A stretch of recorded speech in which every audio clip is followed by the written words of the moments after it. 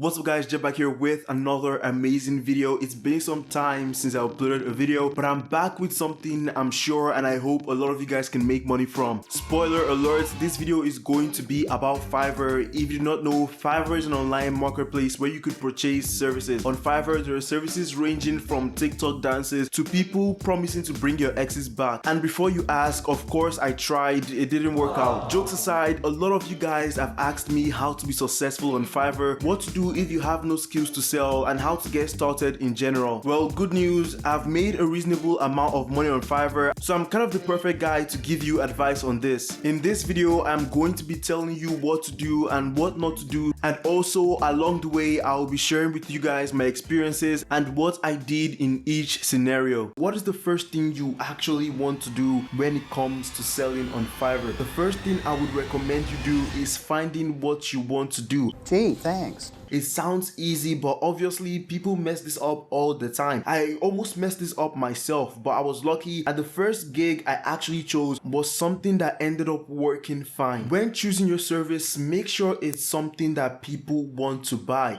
If you already have a gig in mind, make sure it's something that is currently and is going to always be in high demand. If no one wants to buy your gig, obviously you're not going to be making any type of money. Also, if you plan on outsourcing the services you're going to be selling on Fiverr, make sure it is in high demand. Outsourcing your service in simple terms is basically making someone else do the work of creating the service. Maybe it's graphics design or something. You make someone else do the service and then you do the work of finding someone to buy that service. I don't know who you are or what you want, but let me give you my credit card number. It's kind of like dropshipping, where you find a potential viral product for cheap and then resell it at a higher price to a customer. In my case, what I did was actually helping people to grow their social media accounts. Obviously, I did not know how to do this, so I found another website on Google, very simple, that did this for a very cheap amount, and then every time I got a customer, I basically just went over to that website to get it done for them. After choosing a service, the next thing you want to do is set the right price. Trust me, the last thing you want is customers going away from your gig because your prices are set too high or too low, or you doing a lot of work for a little amount of money. If you're outsourcing your gigs, you don't want to be outsourcing your gigs and getting $1 of profit or 50 cents of profit. I am not a professional by any means, but there are two ways I look at this. Your service can be something that costs a lot, takes a long time to do, and isn't bought too frequently. And on the other hand, your service can be something that takes not so long to do, is bought frequently, and is set at a reasonable price range. Also, this may not be related to pricing, but make sure you have the resources to complete and fulfill the orders you're going to be receiving. While setting up your gig, there's going to be an option to put in the amount of time you're going to deliver. Try putting in something that you know won't make customers impatient, and try putting in a time frame that you know would be enough for you to get the job done. Something you can do is check your competitors, basically check how much time they're delivering their services, and you could put in the same time for your gig. There are also options to charge more money for faster deliveries if that is what you want to do. One thing I noticed during my time on Fiverr is that customers get very happy when you deliver on time, and of course you do a good job. Doing this can get you 5 stars, which is very important on Fiverr. Getting 5 stars can signal to potential customers that you're doing a good job, and this may be just what you need to get extra sales. Do not quote me on this, but I'm pretty sure Fiverr actually pushes gigs to the tops in the rankings if they have 5-star reviews from customers. You're probably wondering how to get your first 5 stars. Well, unlike GTA, it's much easier. All you have to do, and what I did in my case, is outsource my first sale. This actually sounds easier than it is, and this is where the first rule I talked about comes to play. At the beginning of this list, I mentioned that your service has to be something that is in high demand, meaning people constantly want to purchase that service. In my case, as I mentioned, I was helping people gain followers on social media and helping them get social engagement. So getting my first sale outside of Fiverr was fairly easy. What I did was go over to Facebook and join a bunch of groups related to social media engagement. I then found someone that was willing to go over to my profile on Fiverr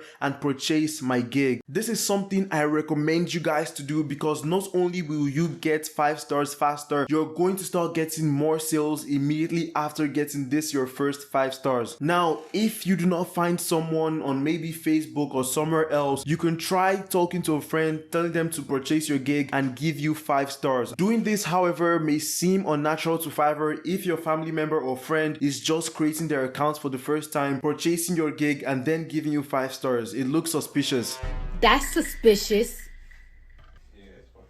That's weird. So do try your best to outsource your first sale from somewhere like Facebook or from someone who has an older Fiverr account. However, do not forget, when you do get someone to purchase your gig from outside of Fiverr, make sure you do a good job so that they give you 5 stars. The last thing you want to do is outsource your first sale and then get 1 star or get a bad review that's going to diminish your gig. After you're done doing a job for a customer, do not pester them about the 5-star reviews. Instead, ask nicely. For example, after delivering the service, something you can say is, if the job met your expectations, be sure to leave me a review. Doing something like this will remind the customer to leave a review for you if they didn't do that already. In my opinion, these are the things that worked for me, and hopefully they should work for you too. If you made it all the way to the end, here are 2 tips I'm also going to give you regarding your success on Fiverr. The first tip I'm going to give you is setting up your gig right. So the description, the title, make sure they're clear and concise. Do not make them too long, and make sure you're actually telling the customer what they need to know in order to purchase your gig. The next tip I'm going to give you, and I'm not sure if this has any effect on your gig, but something I did during my time on Fiverr was logging in every day multiple times, and this may just signal to Fiverr that you're active on the platform, and this may lead them to send more customers your way. I hope with these tips you guys are able to make some money on Fiverr. If you do, send me a message somewhere.